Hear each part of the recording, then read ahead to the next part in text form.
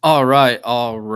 College football, week 10, Tenement TV, marquee matchups preview here. Bobby Digital here to break down the biggest matchups of the week 10 college football slate. How are we doing, Bob? Doing great. Looking forward to another great week. All right. So let's get right into it. Starting off, we are going to have Texas A&M going into Columbia, South Carolina. A&M 3-point favorite, total sitting at 44. A&M, a team that we have covered a couple other of their matchups here. Um, they starting to look a little bit better on offense, maybe than we've seen. We have seen improvements from them. As we know, we always hear about their vaunted defensive line, but South Carolina, a little bit of a defensive line of their own here to make some noise with as well. So, How do you see this one shaking out? Yeah, you definitely highlighted the right part of the field, and that's going to be full of a couple NFL guys that we'll see on Sundays on both defensive lines here. But let's start with the power rating here, because I know this number is going to look a little bit odd to some out there, but despite the record, South Carolina is a top 20 team in the country when you factor in recruiting rankings, talent, and all that kind of goes into a power number. South Carolina has shown well in multiple games. We saw them come close against LSU and the game against Alabama as well. And that's a couple of their losses. From a numbers perspective, which I know I normally do this at the end of our breakdowns, we make this game close to pick. So literal coin flip here. And that doesn't factor in situational spots, situational angles that like I've talked about previously. And quite frankly, this is a good one for the Gamecocks. A&M's obviously off that giant win last week, coming off that huge win in comeback fashion against LSU, while South Carolina and Lenore Sellers, they're getting a little. He was a little banged up, but they are coming off a bye. So Sellers is more of a threat on the ground than through the air. They're going to need his legs, I think, a bit, both in the ground game and to make some extra time to give him room to pass. Against an A&M secondary, we still have a little bit of questions on. Again, that Texas A&M defensive line is legit, so we're going to need Sellers to do something on offensively there. On the other side of the ball, we think it's going to be Marcel Reed, the quarterback who came in for the Aggies and replaced Connor Wegman. Last week, he helped lead that comeback. But I note that he only threw 2 passes. Now, one of them was an absolute dime for a touchdown. But the film guys I know kind of mentioned that he doesn't see a lot in the passing game, just doesn't process that well. He misses, guys open, things like that. We also saw him start earlier in the year against Florida, perform really well in that game. And then in the couple games he started after that, while Connor Wegman was healing up from an injury, his performance started to decline a little bit. So does that happen here? Now we've seen him again. South Carolina is going to prepare for this. Both teams have mobile quarterbacks on the roster, so this isn't a new element they're seeing. They had the element of surprise last week against LSU. As mentioned, just kind of getting back into the betting angle here. As mentioned at the start of this breakdown, we have a pretty decent number disparity, which quite frankly doesn't happen too much this late in the year. So we like South Carolina plus the 3.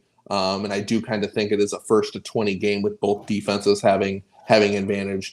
So lean a little bit to the under of 44 as well. But I think Hockey is live to win this game outright. All right, yeah, and surprising because as we said, I mean, we started to see A&M put up some points, more so at least than what we are accustomed to with them. But yeah, would not be too disappointed to see South Carolina go in there or hold court at home and maybe send the Aggies home, send them packing. So next we will move on. Pittsburgh at SMU. Mustangs laying 7.5 points. Over under here, sitting at 57.5. What are your thoughts here on this one here between the Pittsburgh Panthers and SMU Mustangs? Um, I think this game's a perfect lesson of how turnovers can be deceiving and how they don't truly reflect how a game played out. And it really applies to both teams here. Last week on a Thursday night, Pittsburgh got not one, not two, but three pick sixes of Syracuse's Kyle McCord in the first half of a big 41-17 win over the Orange. The Pittsburgh offense, albeit with limited possessions of the game, however, was quite frankly below average in success rate in basically all categories in that one. Meanwhile, the SMU also did something historic last week. They won an overtime game at Duke, 28-27. You're like, that's not that impressive.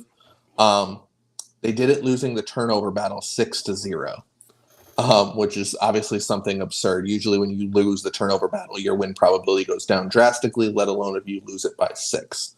Another note here is both teams' quarterbacks got a little banged up last week. Eli Holstein of Pittsburgh, he hit his head on the ground, and then the game was out of hand, as mentioned by the scoreline earlier. So he didn't come back in. Jennings of SMU took a helmet to like the leg. He's going to go too, but just could that affect the mobility? All that he was listed as questionable one point this week, but again, pretty confident he's going to go. On SMU offense, it's good on good. SMU's run offense has been really good ever since they committed to Jennings at quarterback. The Pitt run defense is also really good. Jennings, however, is not as good on passing downs when forced to pass, and they're without top weapon RJ Maryland, who was lost for the season. Despite the pick sixes, the Pitt secondary is where they can be exposed and whatnot there. Pittsburgh on offense, they've been up and down. Started off hot earlier in the year against some weaker competition. Honestly, props to Pat Marduzzi this year for hiring Bell, the offensive coordinator from Western Carolina, and like committing to like believing that you can pass the ball to succeed. Eli Holstein, who is a transfer from Alabama, who quite frankly they didn't think was very good. He's been quite a grinder, but lots of turnover-worthy plays. 14 turnover-worthy plays on the season with only 5 interceptions. So he's getting a little fortunate there. Their running back, Reed, came over from Western Carolina as well. We've seen production dip a little bit in the last couple weeks from him. Came from FCS, maybe thinking durability is a little bit of concern, the wear and tear of blows against, Power 4 competition. In addition to that, this SMU defense has been a unit I've been really impressed by. They've done a really good job in the portal getting Power 4 guys. Really strong rush D and really strong at rushing the passer. Coming into this week, this was a spot that I had circled as a spot to fade Pittsburgh. They've needed comebacks against Pittsburgh or against Cincinnati and West Virginia. The offense has been diminishing. There's been some turnover luck that I've mentioned with Holstein. However, numbers matter here. 7.5. We make the game 7.83. I need not less than 7 to lay it with SMU. And while the Mustangs have a good backup quarterback with Preston Stone, Jennings has really excelled in that offense and been the key to it. I do like under 57.5 here. Think we have an underrated SMU D, a downtrending Pittsburgh offense, a mobile SMU QB who I mentioned got rolled up on against Duke last week and missing some key weapons in the passing game. In addition, and something you should always look out for when betting totals or really any game, there could be some tricky weather here as well that's helped this total tick down a little bit earlier today as well. That could help us get this ticket to the window. So under 57.5 here, and if we can get under 7 with SMU, I'd lean that way. Pitt's undefeated, but I think they're pretty fraudulent thus far. Okay, so we will stay with another team in the state of Pennsylvania. A game with major implications here in the Big Ten between Ohio State going into Happy Valley, playing at Penn State, who is getting 3 points at home. One of the tougher road environments traditionally in the college football landscape. Total sitting at 46.5. This is a game that you have attended, if I believe, not too long ago. So, or at least you've been to a game at Happy Valley. So, Yep. You are very familiar with that home environment. Where do you weigh in here? How do you like this Ohio State Penn State showdown to shake out two teams that are in the top five and really both have playoff aspirations, if not, title aspirations, both within the Big Ten and national championships. So, how do you see this one playing out? For sure. And yeah, I've been to Happy Valley, went to a whiteout game when they played Minnesota a few years back. No ties to either program, but yeah, that was a special place. Definitely would recommend if you have an opportunity to get to Happy Valley, you or anyone, do that's a really cool atmosphere. Fun time there. Neat little, just kind of props up out of the middle of nowhere. The whole stadium campus. Really cool. As far as this game goes, we're going to start this handicap by monitoring some injury news. Shocking, this late in the year. Penn State quarterback Drew Allar was hurt in his last game against Minnesota. Leg injury, maybe a knee sprain. I don't know. I'm speculating there. He was seen at practice this week in video doing a ball security drill and whatnot. So looked okay. I'll mention it again later, but a line move today, Thursday afternoon, really makes me think he's going to play. I do think, regardless, we do see both QBs, Allar and Bo Prebula, who performed great in the second half against Wisconsin, helping them get margin, get that win.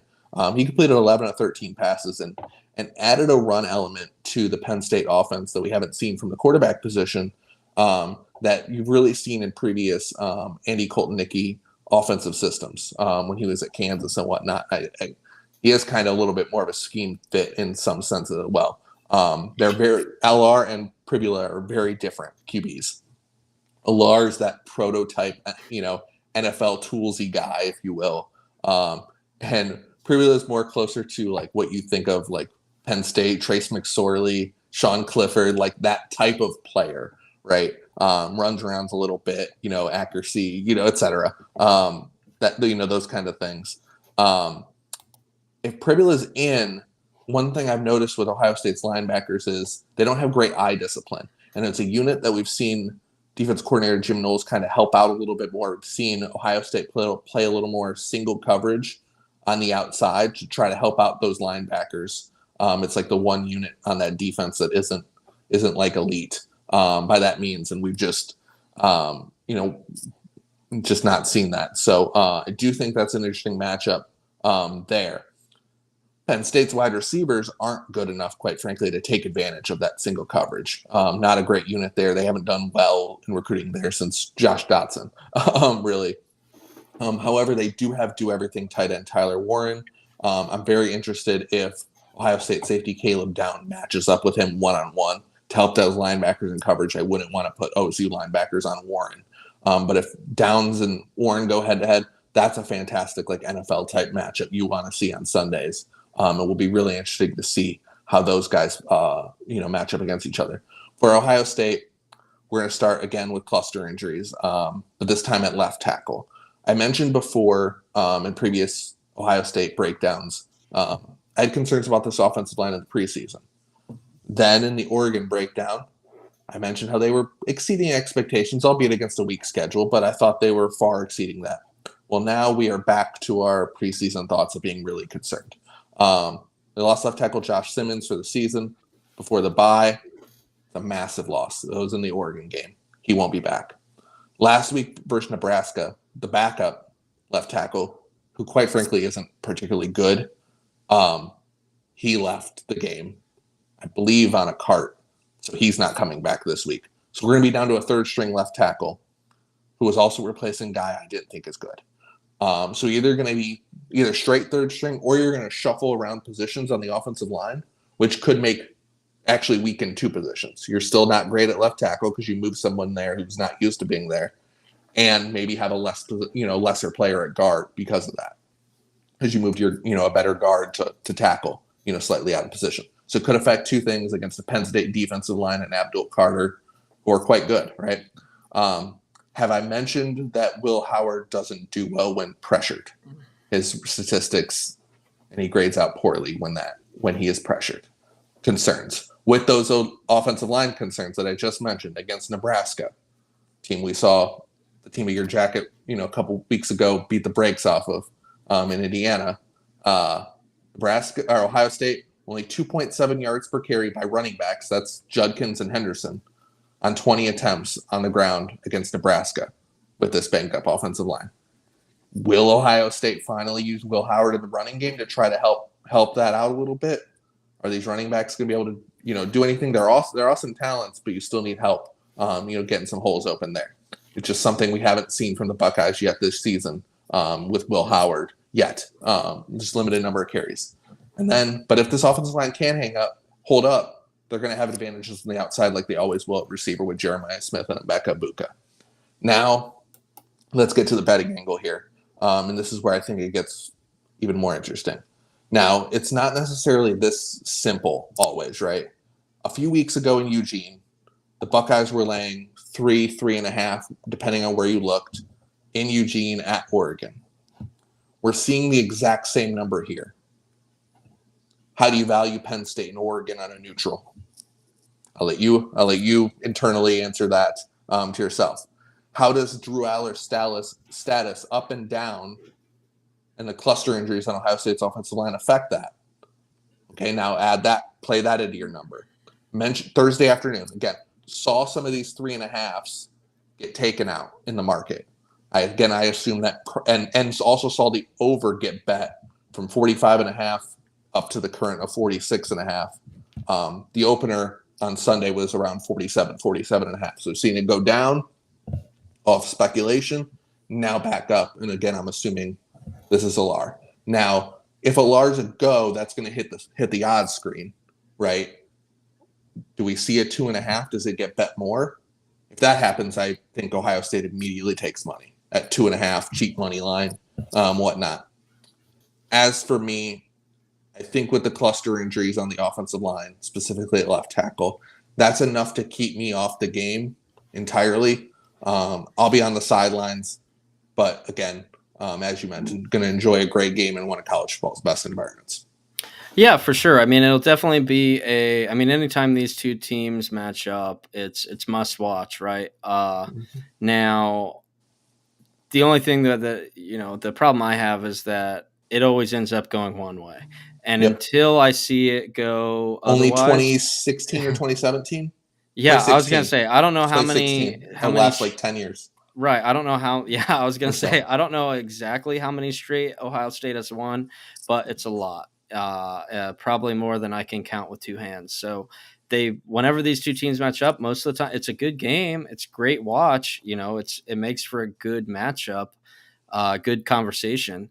But the Buckeyes generally end up leaving victorious. So until proven otherwise, that is the side I'm going to take here. This is one that I do kind of, I don't know, I feel a little bit more strongly about, just because it's just one of those games where it just, like I said, until I see it happen, it's really hard to have faith in Penn State in this spot, because they can beat everybody else up until they get into these kind of like big boy matchups. And this is where, it's not like they get drilled every time. I mean, they've had a couple of times that sometimes they get drilled, but other times, it's like they just kind of don't do enough. Yeah, don't do enough. They just kind of end up falling short when it really matters. So the losing coach here is going to have that narrative of versus top 5 opponents,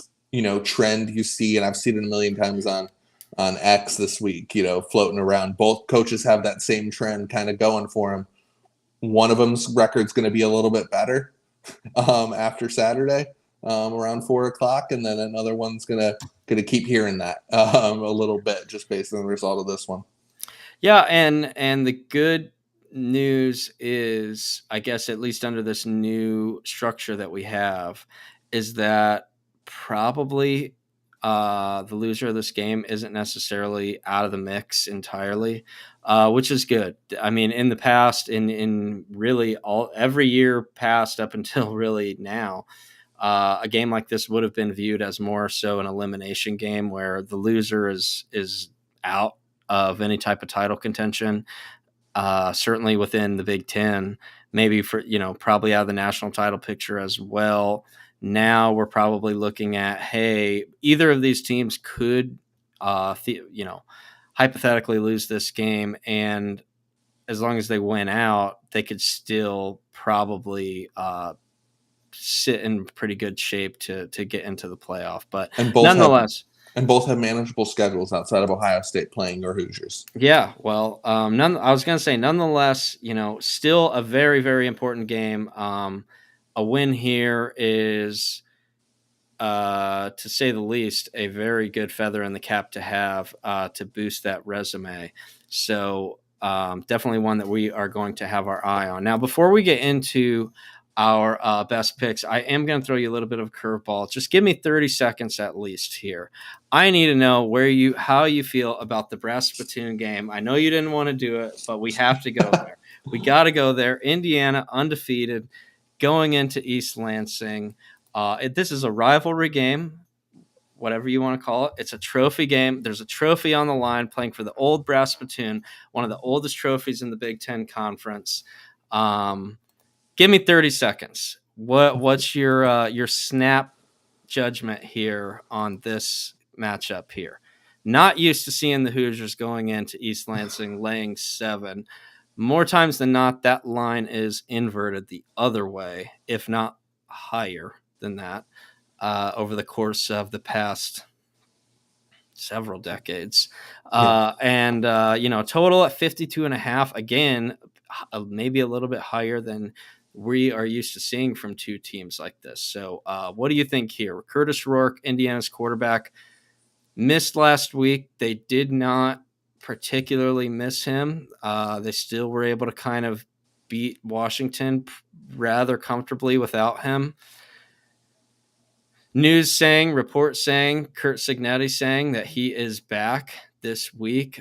Maybe some mixed feelings there about whether or not, the guy seemed to have had his thumbnail ripped off at minimum and also had surgery last week. So maybe a little hesitant about feeling super confident about him coming back, but if there's anything I'm confident in, it is Coach Sig. So I don't know. Tell me what you think, how you see this as a neutral party. I mean, I'll start. I'll keep it right there with Curtis Rourke, quarterback of Indiana, who, as you mentioned, had surgery on his thumb last week. I'm always concerned about thumb injuries in quarterbacks because of how it affects the grip of the ball and how it functions with throwing. Always gets concerned when guys, quarterbacks, kind of rush back quickly. I do think you have a capable backup with Jackson. Quite frankly, if I was an IU fan, I'd rather see Jackson play this week. We followed Curtis Rourke's career for a while. We've declared him a wagon a couple times, including back to his days at Ohio and this year at IU. But both those years that he was, the quote-unquote wagon, he's been really healthy. And I've seen him downturn, including last year at Ohio, when he was banged up throughout the year. I've seen his performance drop when he's had nagging injuries, and now knowing it's a thumb and it affects the gripping of the football, that scares the crap out of me, quite frankly. That would scare me if I was an Indiana fan. And while I do trust Coach Sig, I would hope that if Rourke doesn't have it, they don't do what Utah did a couple weeks ago against Arizona State. I hope they'd pull the plug and go to Jackson if he can't grip it, because they let Rising go with a hand injury, and he clearly didn't have it from the first drive. We made a lot of money live betting Arizona State that day, that night, I should say. We've been big fans of Jonathan Smith, the head coach of Michigan State, going back to his days in Corvallis.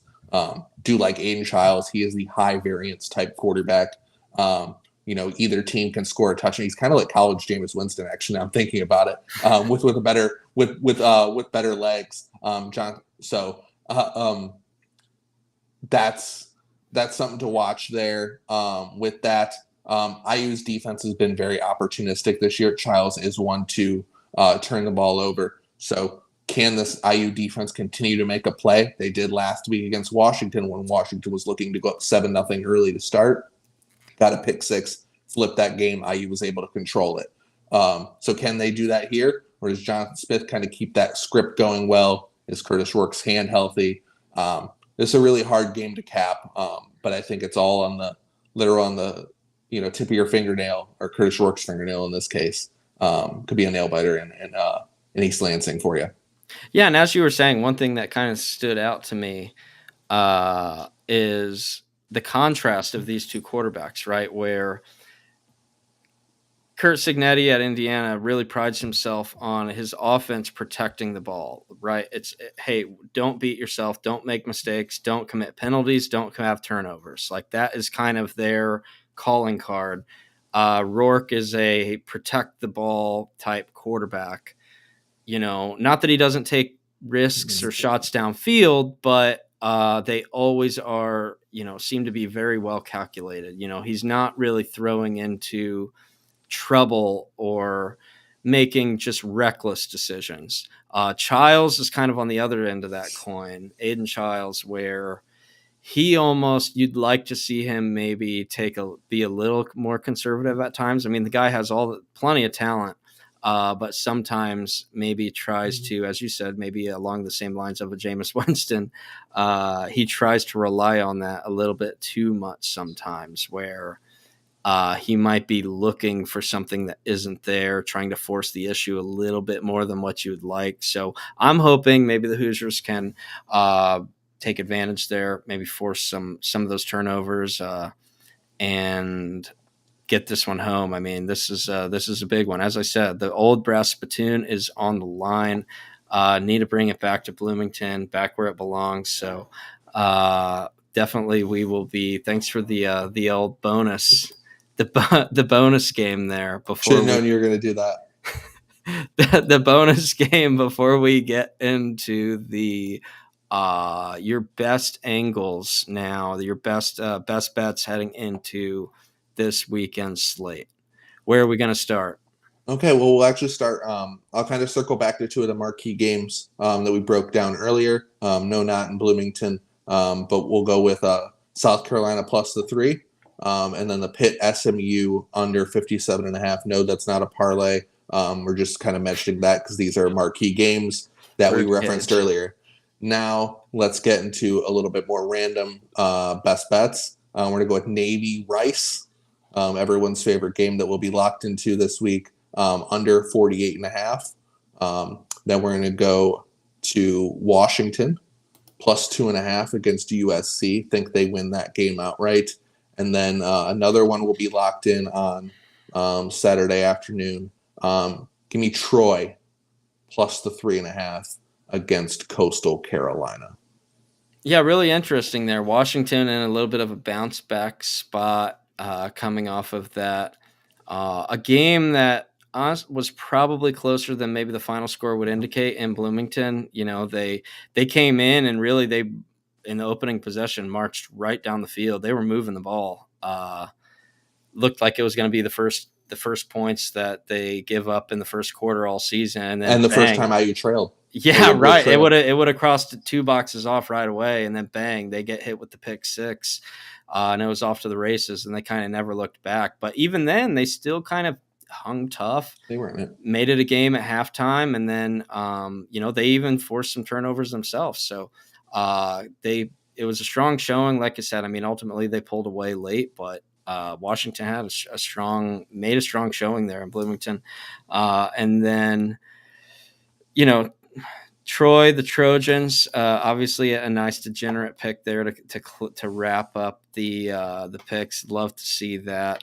Also, locked really in happy on all the conferences. Yeah.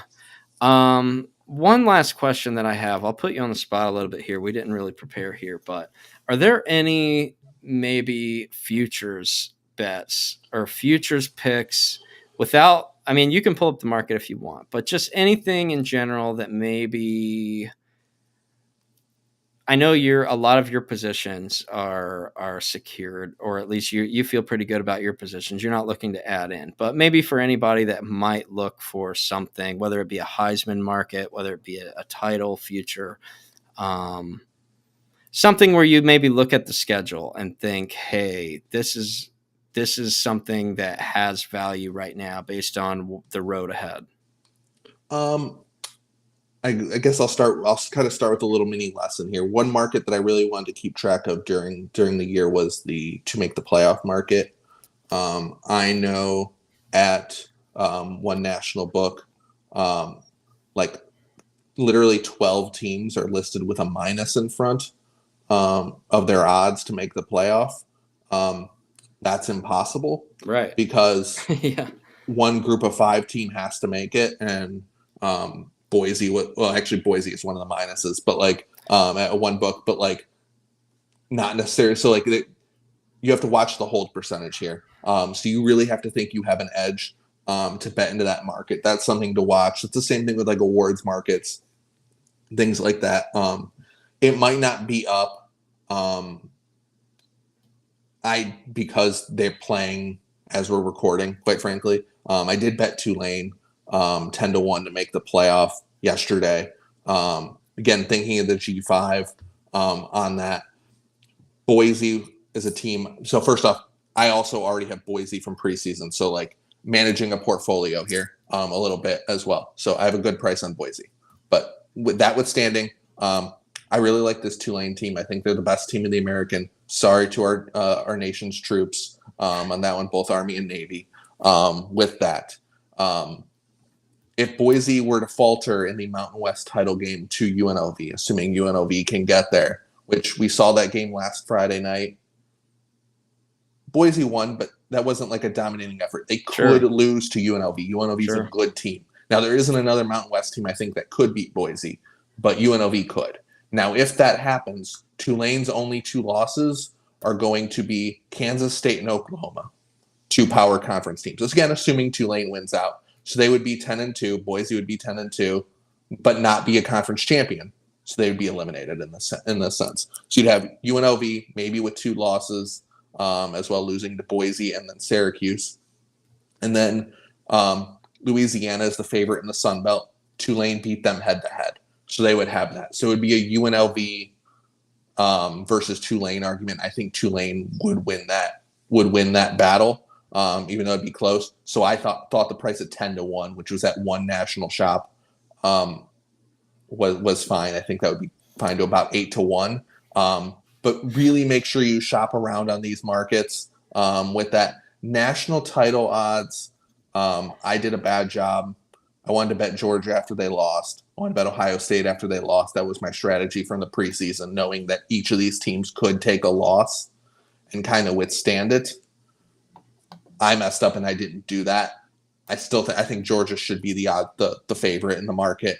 Um, Ohio State, if they lose, is in trouble here, and those odds would massively shift if Ohio State were to lose to Penn State, because they would then have to likely probably go on the road in round one, and then have to also win 4 games. Could face Georgia very early in the tournament. You could see very much a slanted bracket here, and as that starts to take shape, that is something to look at. So definitely a conversation that we should have in these same spots. Maybe at the end of the show, each of the next couple weeks, kind of an Yeah. update on that. Maybe I'll have a little bit better of angle, but for now, think about how you manage positions. I don't have a ton in the Heisman market right now. I think it's pretty settled. But manage portfolios. If you find a decent number on Tulane, I think that's interesting on that. But that's all I got right now. Yeah, because I was Not too gonna much say, I in the mean, conference. Not too much in the conference title market too, because of all the weird tiebreakers. I like that because I think maybe that is something that we will start to look at as we wind down the season here. Is that because it was probably a market that we looked at and piqued our interest even in the preseason, is knowing that that G5 spot in the playoff, it was a little bit of a, dare we say, a wild card spot, right? And some of the teams that we may have had a run, I'm not going to say we liked them, but teams that we looked at their schedule and thought, hey, this team has a decent path. You look at maybe an App State, maybe Texas a State. Liberty, maybe a Texas State, teams, those were 3 teams that, like, look, we're not going to sit here and make the case for them as a top 12 team in the country, but knowing that there's one of these group 5 teams are just going to get in, and looking at the path, those were teams that we kind of liked their chances just based on the path alone. Those 3 That teams was probably out of the picture now. That was But actually my favorite angle on the to make the playoff market because I knew there was only going to be one spot. I got to throw out all the Big Ten SEC teams it's the for most it. linear path, right? Right. It was Yeah. it was going to be the most linear path as far as like Right. removing other team, And there's rem- certain teams I'll like say removing weird committee biases or like Mhm. weird committee decision making, shall we say? Right. It was kind of removing some of that. Right. And like there's certain teams, and I'll use a couple teams, near me locally, Kent State and Akron. Um, Akron opens up the season as a 50-point dog to Ohio State, and then also plays Rutgers and Syracuse in non-conference. Kent State had Pittsburgh, Oklahoma, and I forget who else in non-con. They're auto 0-3s.